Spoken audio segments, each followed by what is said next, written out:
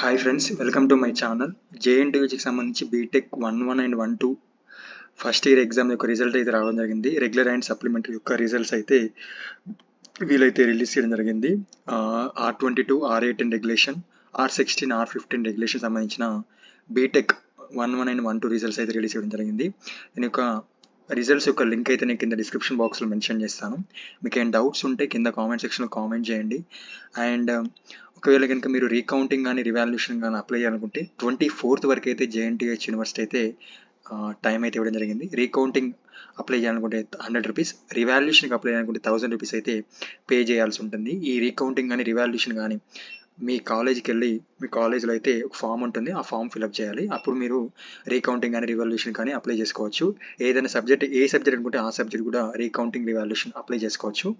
Recounting means counting మాత్రమే చేస్తారు, అంటే మార్క్స్ ఎక్కువ కానీ తక్కువ కానీ అయినా కౌంటింగ్ మాత్రం చేస్తారు. రివాల్యూషన్ మీన్స్ ప్రతి క్వశ్చన్ కూడా మళ్ళీ ఒకసారి క్రాస్ చెకింగ్ చేసి దానికి మార్క్స్ అయితే ఇవ్వడం జరుగుతుంది రివాల్యూషన్కి.